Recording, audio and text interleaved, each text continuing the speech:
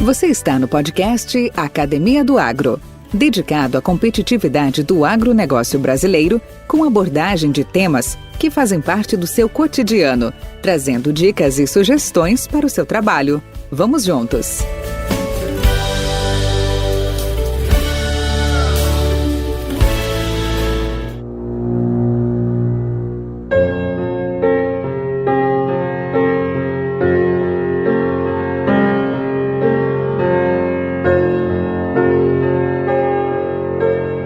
Alexandre, me conta um pouco sobre você. Vamos te apresentar aí para os nossos ouvintes. Qual que é a história da sua vida? Bem, eu tenho 56 anos hoje, né? Resido aqui em Goiânia, mas eu sou paulista do interior de São Paulo, nascido em São José do Rio Preto, criado em General Salgado, que é uma cidadezinha próxima ali, cidade de satélite de São José do Rio Preto. Sou filho de bancário e professora, né? E meu avô tinha uma propriedade agrícola, um sítiozinho que a gente fala lá na região. A minha parte pessoal começou na universidade na UEM, em Maringá, para agronomia. E logo depois eu me ingressei no mercado de vendas, né? Trabalhei na Herbitécnica, na Zênica, que era ICI. E depois a gente partiu para Pioneer Sementes, onde praticamente me aposentei. Então, assim, a gente já tinha algum conhecimento de agricultura em função dessa propriedade que o meu avô tinha. A gente sempre ia lá, né? Participava com ele lá dos afazeres da fazenda, né? Então, sempre desenvolvi um gosto pela agricultura em função do meu avô. E a gente caiu na parte de comercialização, de vendas, por uma questão mesmo de gosto, até de remuneração, que era uma parte bem dinâmica, bem ativa. E é onde eu me encaixei melhor, onde eu consegui me desenvolver melhor nessa área aí. Essa praticamente é um resumo da minha trajetória, desde a infância até hoje, os dias de hoje. E hoje, o que você está fazendo? O que você está hoje atuando? Se está em recuperação, está parado, está trabalhando? Bem, eu fui acometido de um câncer, né? Chama mieloma múltiplo. Até 2014, 2015 a gente estava na ativa, trabalhando. Após ter descoberto esse câncer, a gente passou por tratamento.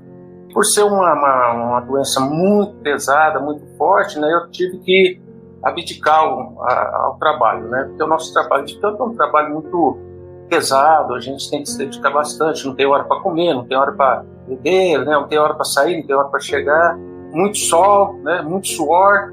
Então isso aí, para esse tipo de doença, ela não ficou muito confortável para eu trabalhar.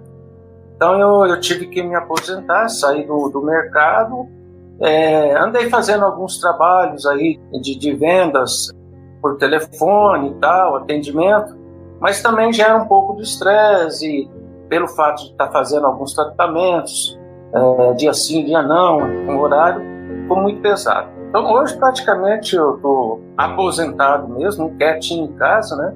Atendo alguns colegas, às vezes que me ligam e tal, pedem informação, mas nada assim de envolvimento nessa parte aí, na parte de agricultura, essas coisas. Eu tenho meu filho, que ele tem uma construtora, outro é agrônomo, trabalha em uma empresa de insumos, né? E a gente fica administrando os próprios negócios aí, casinha ali, aluguel aqui, é o que a gente faz hoje aí, mas cuidando mesmo das coisas que a gente tem, né? Para não ter assim que envolver muito, né? Para ter o tempo livre para poder fazer o tratamento e também não se estressar, porque o estresse mental, ele consome muita energia com o estresse físico. E no meu caso a reposição é muito lenta. Então, por recomendação médica, fica quietinho, fica tranquilo, faz essas partes suas particulares, dedica a música, a cantar, assim, entendeu? Tocar um violão, dedica aí aos seus filhos, aí é a melhor forma de você prolongar um pouco mais a sua saúde e a sua vida. Me fala uma coisa, apesar do lobo ter perdido o pelo, mas ele nunca perde o vício. Não. Você, com toda essa larga experiência profissional e agora de vida, né, tendo os seus desafios a serem superados e estão sendo superados, o que seria hoje um vendedor de insumos agrícolas na sua concepção? Quais as características pessoais e profissionais e competências recomendadas para ser hoje um representante? Tem uns fundamentos básicos que esses não são diferentes de antes e de hoje. Eu creio que todo vendedor ele precisa ter. Um bom vendedor ele precisa ter empatia, né, acima de tudo. Precisa ter uma preparação muito boa e honrar os compromissos que ele assume junto com o cliente. Tem outras coisas de foco, planejamento, perseverança, né, resiliência, que faz parte do perfil de um bom vendedor. Acho que os vendedores hoje, eu assumi uma região 20 anos atrás pela Pioneer, praticamente os clientes ligavam para os vendedores. Era tão poucos agrônomos, tão poucos vendedores, que os clientes ligavam para os vendedores. Então a gente tinha que fazer uma agenda com base na solicitação dos clientes. Hoje eu vejo assim que numa região que nós tínhamos lá 4, 5 representantes, hoje tem 300. Eu fiz uma conta meio por cima dessa área que eu trabalhei com os colegas que estão na área, com a Serdan. Hoje tem uma turma de 300 agrônomos para aquela mesma região, para aqueles mesmos clientes. Está citando, tipo, a região que você está falando é mais ou menos a Estrada de Ferro?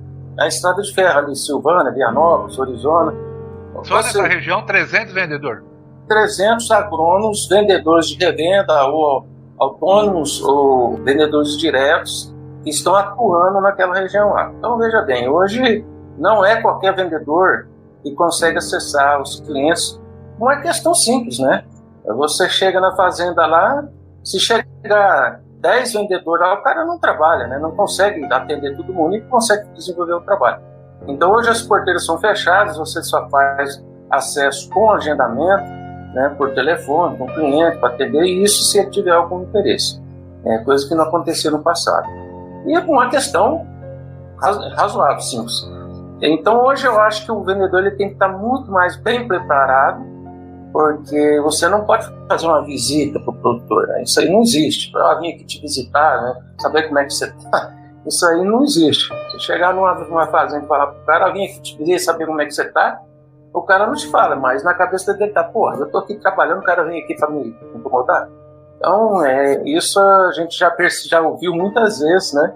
Então você tem que ir com uma proposta já feita, né? Uma ideia já sintetizada para levar para esse produtor ou uma proposta interessante ou atender ele num chamado que provavelmente ele fez para você. Vem cá, eu quero resolver um assunto, você vai lá e resolve. Com o uso da tecnologia hoje fica muito mais fácil para você fazer o acesso ao produtor, mas eu vejo assim, hoje o produtor também está se estruturando com essa tecnologia. Então, antigamente você era o vendedor e agrônomo do produtor. Ele chamava você para fazer uma compra, fazer um negócio com você e chamava também para poder tirar algumas dúvidas, fazer algumas recomendações técnicas, né? Hoje não, hoje ele, em função dessa massificação de vendedores, o que ele está fazendo? Ele está se defendendo, né? Ele está montando uma estrutura na fazenda. Quem tem uma fazenda, um agronegócio, quem tem um empreendimento agrícola hoje, ele está se estruturando, ou já está estruturado, né? Com a equipe técnica, com a equipe de negociação. Para quê? Para que ele escolha os melhores produtos, tenha a melhor recomendação, com base na equipe dele e a informação que vem de fora. É aquela velha frase, né? A agricultura não é só da porteira para dentro, é da porteira para fora também. O cara tem que saber trabalhar, porque senão só produzir não é o suficiente. Tem que saber negociar, tem que saber comprar. Então hoje eu acho que está muito fácil em função dessas tecnologias, mas também está muito difícil para fazer esse acesso com profissionais que não estão qualificados o suficiente para poder utilizar dessa ferramenta. Então hoje o profissional para atuar na área de representação, na área de vendas, ele tem que ser, antes de mais nada, muito bem treinado e qualificado para poder acessar o seu cliente. seja ele via digital, via fone, porque o via físico, como há tempos atrás se fazia, hoje cada vez está mais restrito e, naturalmente, a velocidade das coisas é muito maior. Nessa linha de exposição que você fez, Alexandre, que, na verdade, os nossos clientes, então, valorizam hoje num vendedor de insumos? Olha, eu vejo que, assim, a principal coisa que o cliente vê é a confiabilidade. A confiabilidade. O cliente se sentir confiável, né? Se sentir seguro com aquele vendedor, com a presença, seja ela física ou virtual, né? Digital, com a proposta que ele faz, com as negociações que ele faz, né? Com a qualidade dos produtos que ele atende, com o prazo das entregas que foram combinados. Então, isso é fundamental. Não muda de tempos atrás para agora. E a partir disso ele vai te acessar à medida que ele for precisar de você. Ah, mas tem cliente que dá muita atenção ao preço. Não, tudo bem. Se ele quer preço, a gente vai tentar conseguir chegar no preço. Mas entre um preço X e igual ao do concorrente, se ele tiver uma confiabilidade em você, se ele tiver um carisma por você, né, e volta naqueles fundamentos que eu falei, de empatia, de treinamento, de foco, ele vai dar preferência para você. E se não der para fazer o preço, uma questão comercial da empresa, paciência, vamos tentar vender outra coisa, atender ele em outro produto, outro segmento. Acho que isso não é perdido.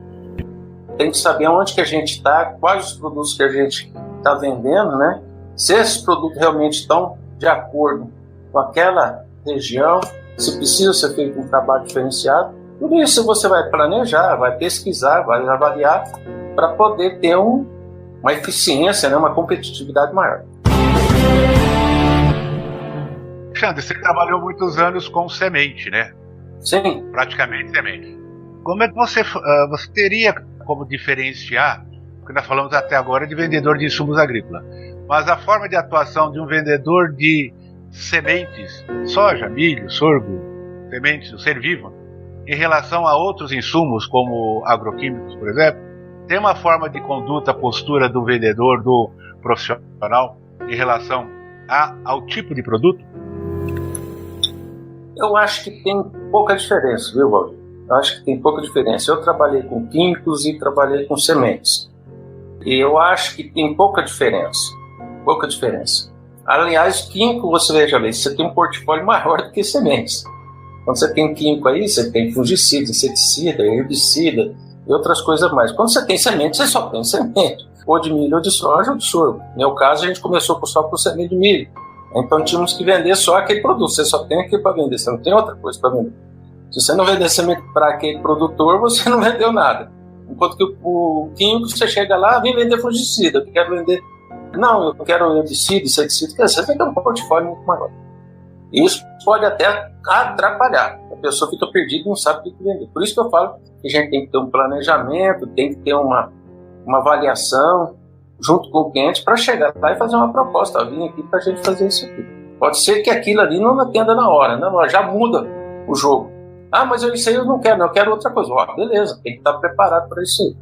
Mas na maioria dos casos, 99% dos casos, você estar preparado para ir lá, já treinado, já com toda a informação daquilo que você quer fazer com o cliente na cabeça, para não deixar falha, não deixar abertura, né, escape, e você não conseguir concluir o seu negócio. Volta aqui lembrar que é o seguinte, a gente não é vendedor de produto, a gente é vendedor de realização de sonho. O bom vendedor ele tem que entender isso, ele tem que captar esse tipo de coisa. O que é realizador de sonhos?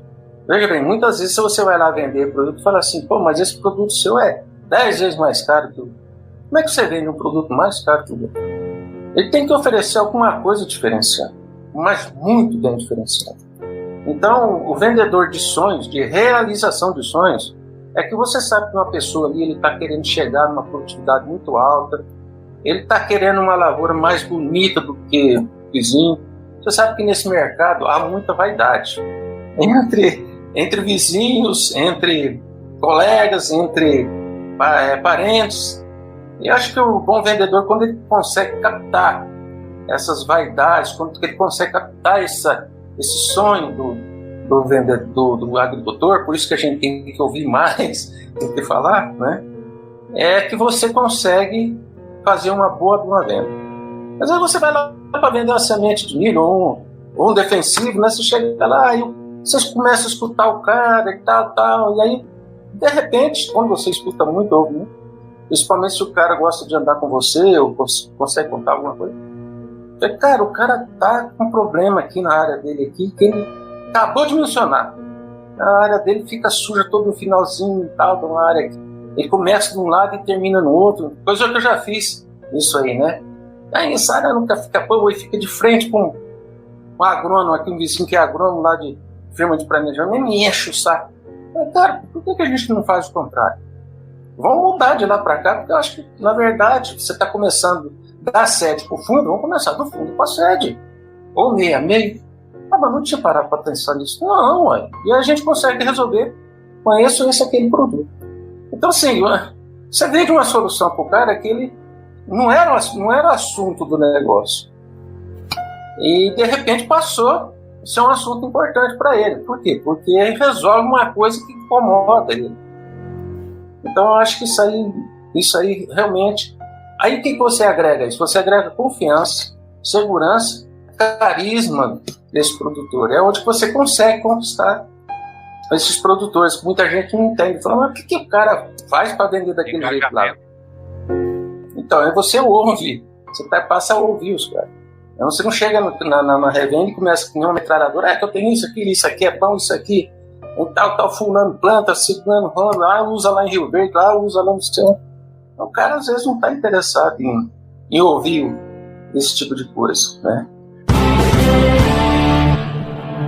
Um é o vender soluções, ter à disposição paliativos ou remédios para sanar alguma dor que esse produtor tenha, ou alguma necessidade que esse produtor tenha.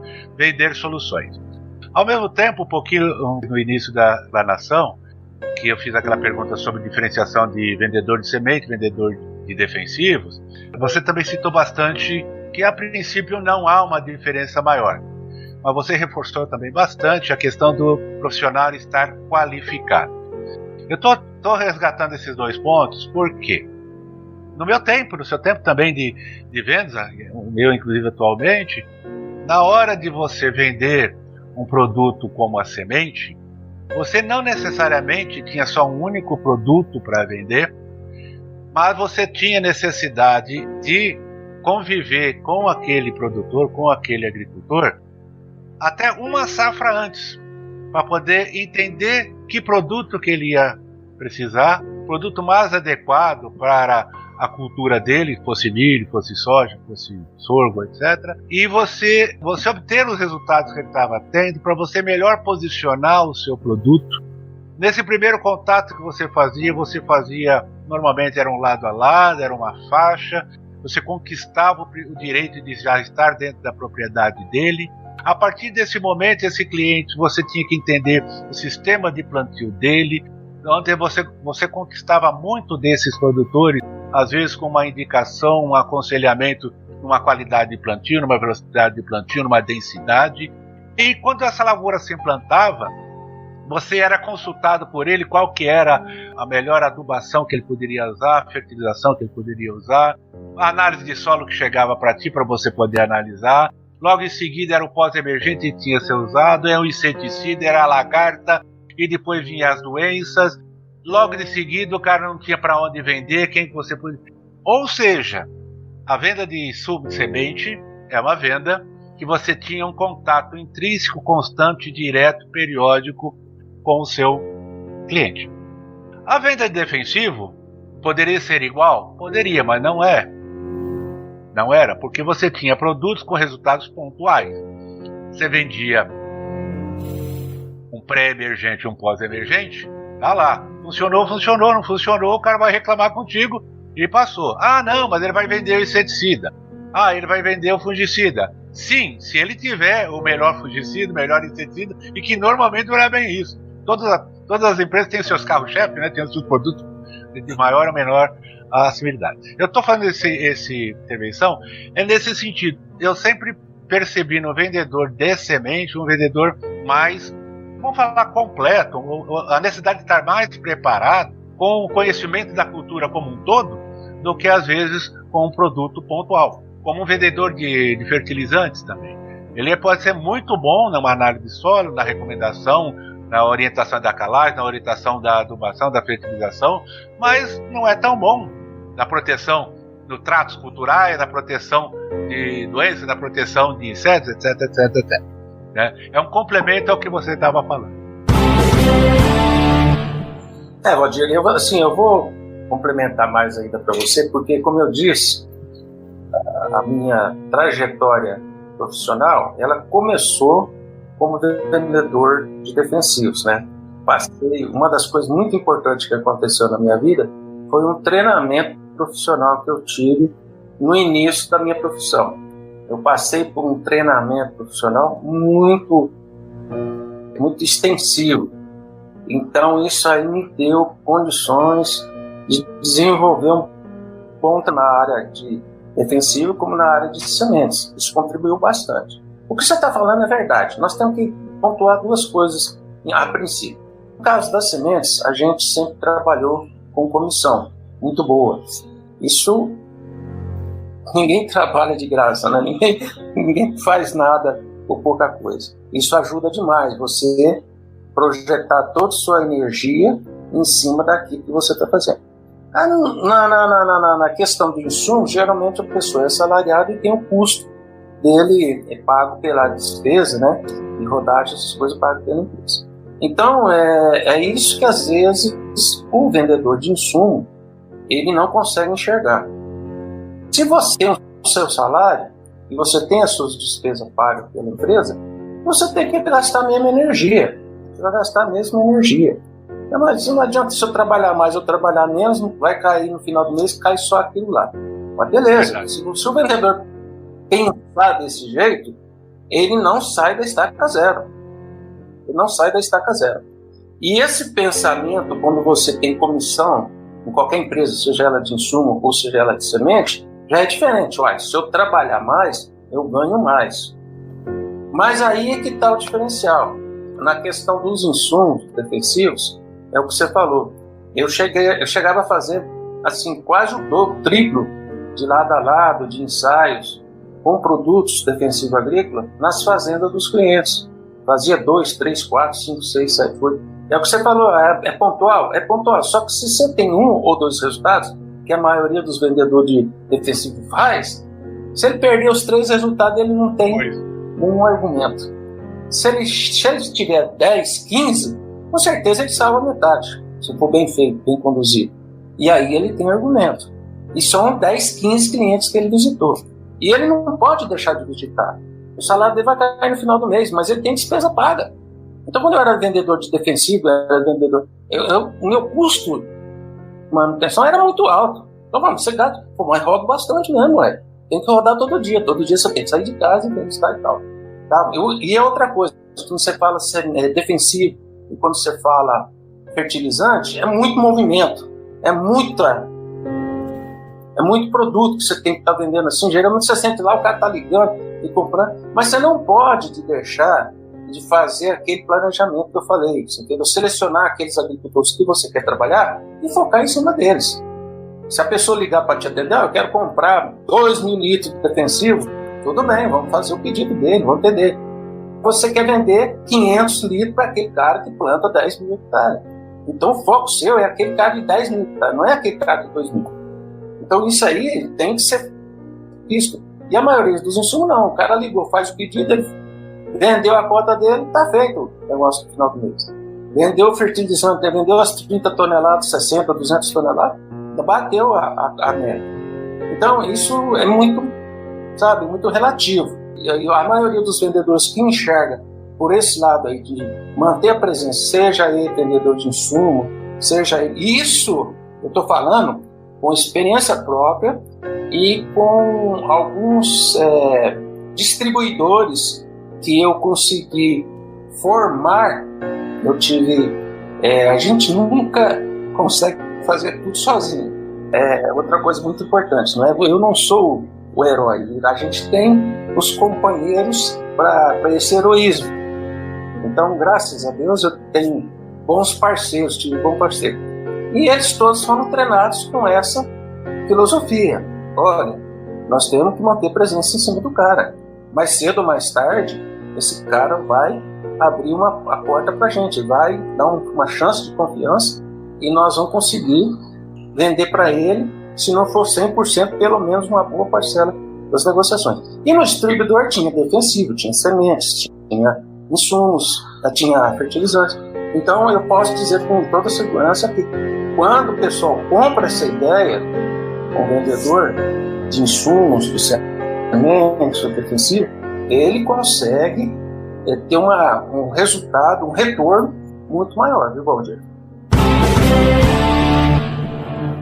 Também, novamente, até contribuindo com os seus comentários, essa definição fica clara de maior ação junto ao produtor ou maior comodismo junto à sua situação na definição de um vendedor de insumos, por exemplo, de uma revenda, com um vendedor, um representante autônomo.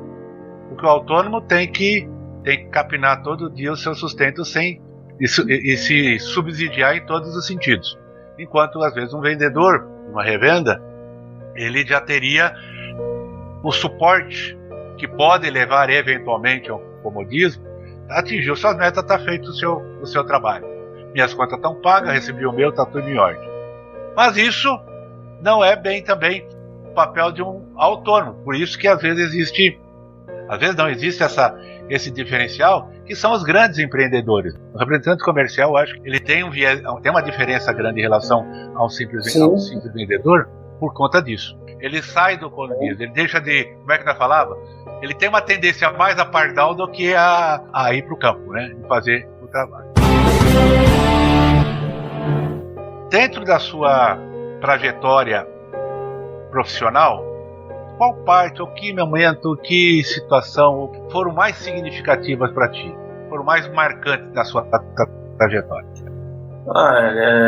Você fala assim, pessoal... Essa é pergunta fácil, a difícil eu deixei para depois, viu? Você fala de pessoal ou profissional? As duas coisas, né? Profissional.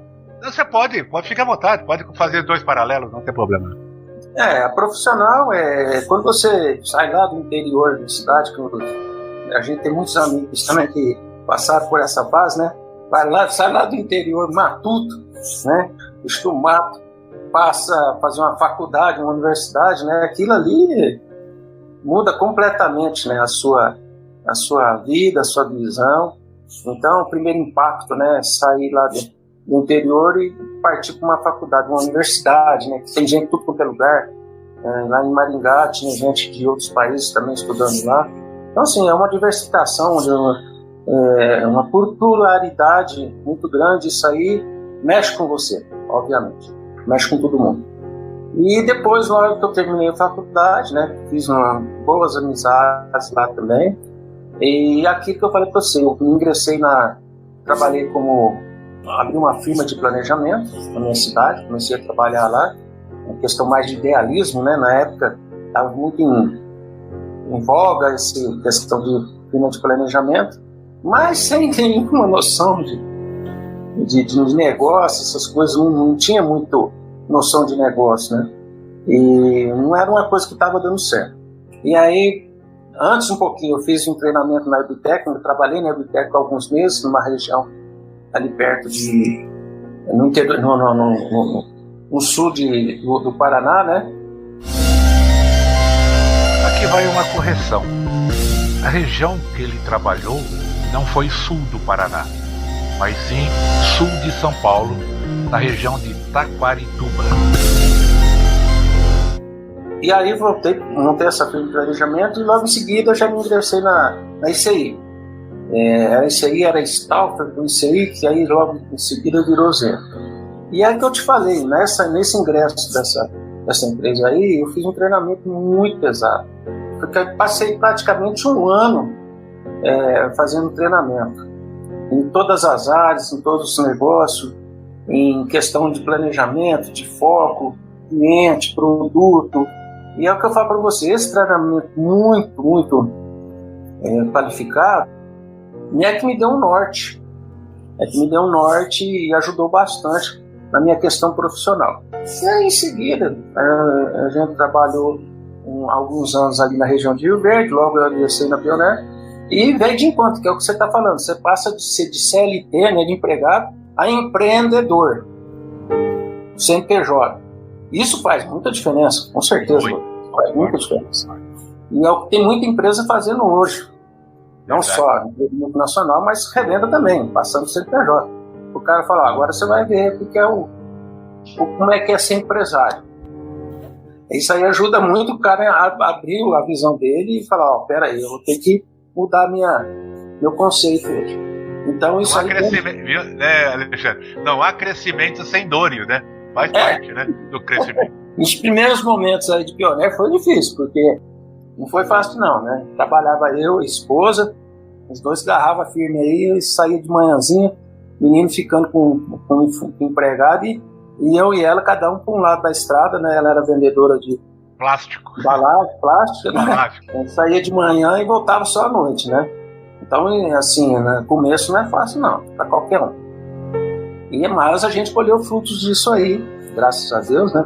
Tivemos aí uma boa trajetória, tivemos um bom desempenho, né? Reconhecido, valorizado pela empresa. Né? Eu queria deixar para ti uma mensagem, gostaria de ouvir de você uma mensagem final aí. Tipo assim, se você hoje pudesse, é uma pergunta e que você pode fazer sua mensagem final, tá? Se você pudesse se encontrar com qualquer pessoa no mundo hoje, quem seria e por quê?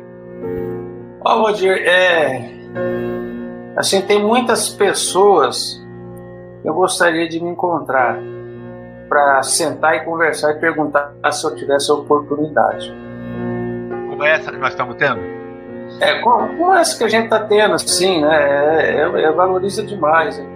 Essas coisas são muito importantes para o aprendizagem, o crescimento nosso. A pessoa não pode chegar e falar assim, não, eu já sei tudo, né? Todo dia você está aprendendo, todo santo dia você está aprendendo. Isso é muito legal. E, assim, uma das pessoas, assim, que tem várias pessoas, uma pessoa assim, eu não sei nem se você vai achar engraçado. Eu gostaria de me encontrar com o Silvio Santos. Você tá com ele, conversar com ele. Muito bom. Você fala, mas Silvio Santos, rapaz, o homem tá com 90 anos, tá trabalhando, tá parado por causa da pandemia, trabalha com 90 anos, tem empatia, é lúcido, faz negócio. O cara começou do zero, não tem. Trabalhava em circo. O cara é semi-analfabeto, cara, e virou uma potência dessa que virou, na conversa, no diálogo, no convencimento, né? Então é uma pessoa que você tem que aprender. Tem várias outras que eu falei para você, mas assim, de relance, assim, você fala, o que você gostaria de sentar e conversar? Eu gostaria de sentar com uma pessoa dessa, né? E você fala assim, mais novo. Eu tenho um cunhado meu, eu inspiro muito nele. É um cara de 56 anos, que nem eu também, mas é um cara que lá desde o início também, com dificuldade de tudo, começou, ele planejou a vida dele, falou, eu vou fazer isso, vou ser isso, eu vou crescer, eu vou fazer isso. E ele chegou lá. É um cara diretor de uma empresa grande, da Randon, e assim, um cara antenado, a conversa dele é positiva, é proativa, todo santo dia. Eu falo, rapaz, eu não dou conta de acompanhar ele. Se você está achando que a gente é bom, tem gente melhor que a gente ainda, mas muito melhor. Então, assim, é um cara que me inspira bastante. Esse eu consigo contactar com ele direto, né? Isso aí não preciso estar esperando uma oportunidade. Esse a gente fala com ele direto. Então, assim, tem pessoas no mundo aí muito boas, jovens que estão conseguindo fazer a diferença, sabe, Valdir? Então eu fico muito... não que a gente tem que buscar informação com os mais velhos, porque tem esses novos também que já estão bem. O que eu vejo a diferença de um experiente, vamos falar velho, né? Um experiente de um novato, É que o experiente ele tem muito mais calma, né? Ele tem muito mais paciência do que o novo. O novo hoje ele tem muitas vezes muito mais informação do que um experiente, mas ele é muito ansioso. Quer resultado para hoje. A gente conversa com os amigos, os colegas, fala, mas esses meninos nossos, eles querem resultado para amanhã. Eles não querem esperar, ter paciência. Realmente isso é acho que é geral. Mas tem conhecimento, tem capacidade técnica, tem tudo. É só a gente conseguir conversar com ele e falar, olha, um pouquinho mais de paciência, um pouquinho mais de pé no chão. Será que nós não fomos assim também? É isso que a gente pode falar, né? Na época dos nossos pais, não tinha... vocês é muito ansioso, muito desesperado. Você imagina, né? Então, o mundo está ficando cada vez mais veloz, né? Realmente eu acho que é por aí. Reforço aí o meu desejo, a nossa vontade de que você tenha aí o seu pronto restabelecimento, que você se mantenha aí estável, que você hoje ocupe o seu bom tempo aí com essas coisas legais mesmo, aí de curtir a família, de você exercitar o seu violão, jogar bola, apesar que você não precisava jogar bola. Não é muito bom pra isso aí. Mas continua torcendo pro seu Verdão, isso é importante. Tá? E eu gostaria realmente de tirar o convite, tê-lo aqui em outras oportunidades. Como você sabe, isso aqui é um projeto de integração e de interação com os amigos. Tá? Além da gente levar bons fluidos, boas informações, mas também é um momento, é uma oportunidade de a gente rever os grandes companheiros. Tá? Um abraço a todos.